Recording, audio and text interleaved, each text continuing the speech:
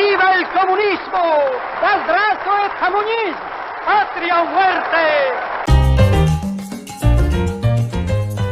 Antes de la llegada de Fidel Castro, Cuba era uno de los países más ricos del mundo, con un Producto Interno Bruto per cápita que superaba a Brasil. La economía del país aumentaba aceleradamente, principalmente por la exportación de su producto estrella, el azúcar. Era una época en la que miles de personas llegaban a la isla por oportunidades de inversión y prosperidad.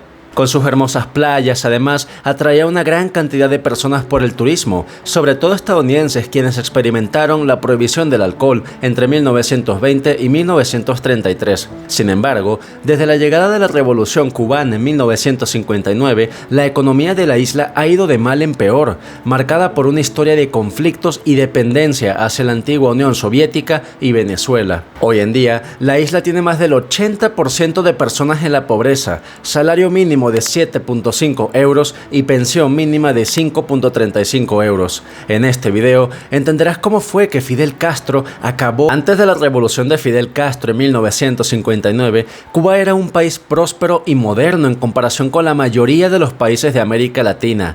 La riqueza de la isla era equiparable a la de países como España. La Habana era una de las capitales más bellas de la región y existía una vibrante clase media. Hay personas que dicen que las dificultades en Cuba se deben al bloqueo de Estados Unidos, pero esto no es cierto. En 1952, Fulgencio Batista tomó el poder mediante un golpe militar, cancelando elecciones en las que iba perdiendo, lo que marcó un régimen dictatorial. Bajo su gobierno, cualquier oposición fue duramente reprimida, cerrando incluso la Universidad de La Habana y ordenando la tortura y asesinato de sospechosos. La economía se deterioró, con alto desempleo y malestar popular, pero Batista respondió con más represión en lugar de atender las demandas de la población. En 1953, un joven abogado llamado Fidel Castro intentó derrocar a Batista asaltando el cuartel Moncada en Santiago de Cuba. No obstante, el intento fracasó y Fidel fue encarcelado. Tras ser liberado, Castro regresó con más de 80 guerrilleros a Cuba para iniciar una guerra de guerrillas en la Sierra Maestra contra el régimen de Batista. Luego de varios años de lucha, el 1 de enero de 1959, ante el avance de las fuerzas castristas, Batista huyó del país, poniendo fin a su dictadura. Dada la represión social y política durante la dictadura de Batista, los cubanos básicamente querían un cambio, y este sentimiento fue el que sentó las bases para que Fidel Castro llegara al poder.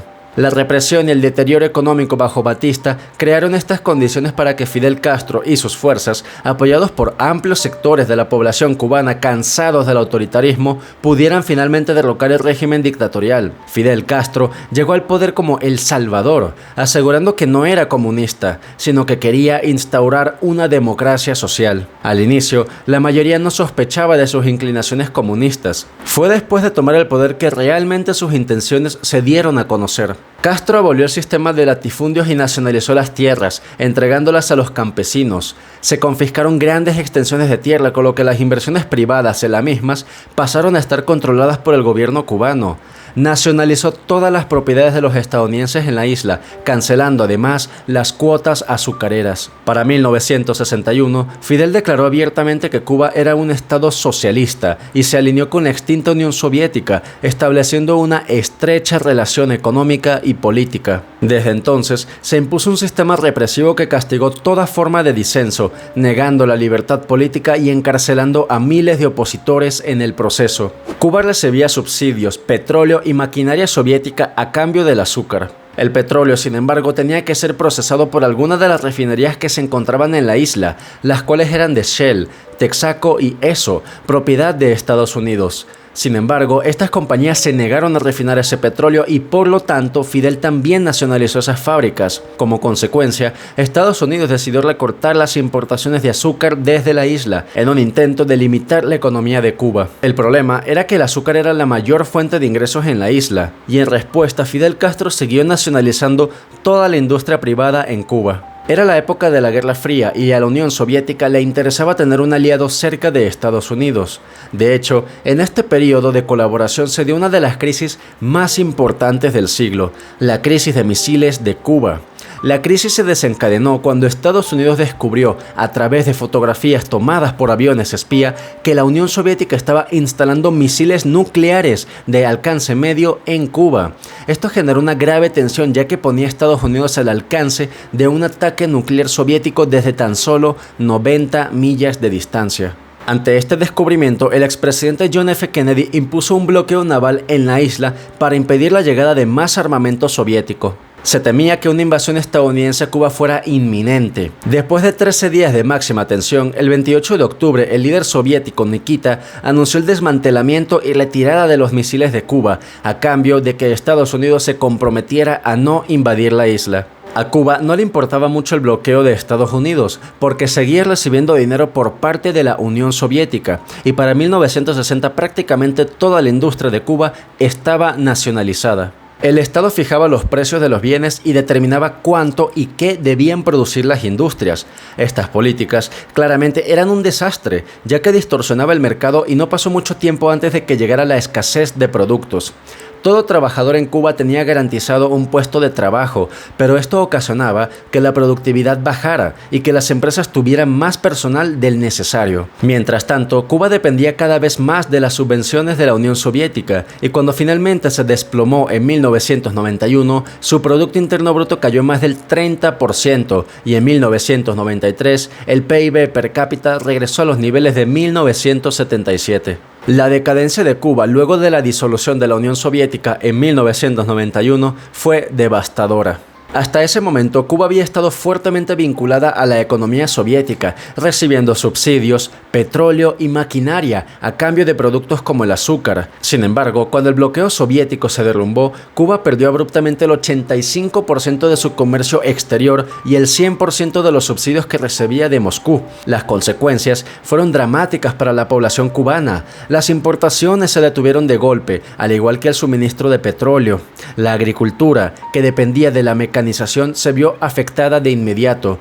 Hubo escasez generalizada de alimentos, combustible y medicinas. La nutrición cayó de 3.052 calorías por día en 1989 a apenas 2.099 calorías en 1993, lo que provocó un aumento del 20% de la tasa de mortalidad entre los ancianos. Surgieron problemas de salud como la neuritis óptica, que afectó a más de 50.000 personas. Ante este problema, Fidel Castro se vio obligado a aceptar a regañadientes algunas medidas como poder recibir remesas, la apertura del turismo y la expansión del trabajo por cuenta propia. Sin embargo, el ritmo de esta reforma fue lento e insuficiente para lograr la recuperación completa. Posteriormente, la dictadura de Fidel encontró un aliado en Venezuela en 1998, Hugo Chávez. Bajo el gobierno de Chávez, Venezuela se convirtió en el principal aliado económico de Cuba, proporcionando un apoyo crucial tras el colapso de la Unión Soviética en el año 91. Desde el año 2000, Venezuela ha enviado a Cuba un promedio de 55.000 barriles de petróleo por día, lo que equivale a más de 21.000 millones de dólares en total. A cambio de esto, Cuba envía a Venezuela entre 30.000 y 50.000 técnicos, incluyendo médicos, entrenadores deportivos, maestros e instructores de artes que ofrecen servicios sociales. Además, funcionarios cubanos han asumido el control de áreas clave del Estado venezolano, como las notarías públicas, los registros civiles, los sistemas informáticos de la presidencia, ministerios, programas sociales, la policía, los servicios de seguridad y la petrolera estatal PDVSA. Chávez consideraba a Castro como un hermano y compartía su visión socialista. Después del fallido golpe de Estado contra Chávez en 2002, Cuba envió asesores del G2, su agencia de inteligencia, para ayudar a mantener a Chávez en el poder.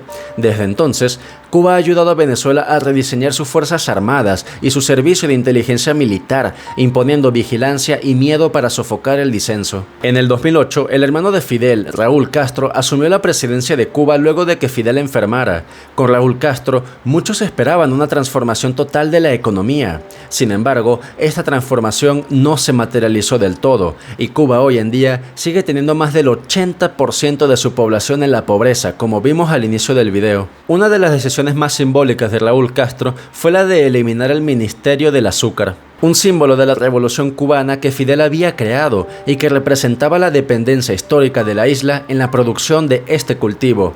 Sin embargo, a pesar de estos cambios, Raúl Castro ha sido cuidadoso en preservar el control político del Partido Comunista sobre el proceso de reformas. La represión política y el control estatal sobre la economía, si bien con un ritmo más lento que en la época de Fidel, siguen siendo la norma.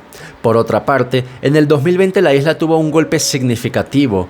Con la pandemia, los ingresos por turismo cayeron y hoy en día Cuba tiene el mayor éxodo migratorio en toda su historia desde la revolución de Fidel Castro, con más de 500.000 de personas abandonando la isla hacia Estados Unidos en menos de 24 meses. En conclusión, Fidel Castro acabó con la economía cubana a través de un régimen dictatorial de expropiaciones y ataque a la libertad y propiedad privadas, la represión masiva de su sociedad y aislamiento.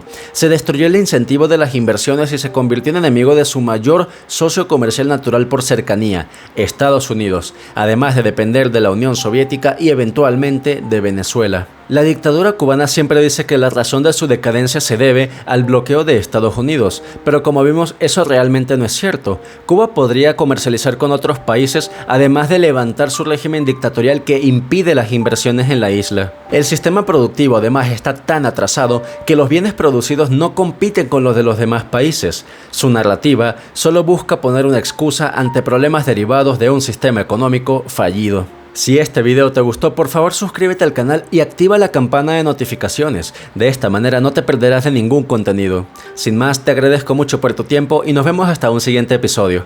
Cuídate mucho.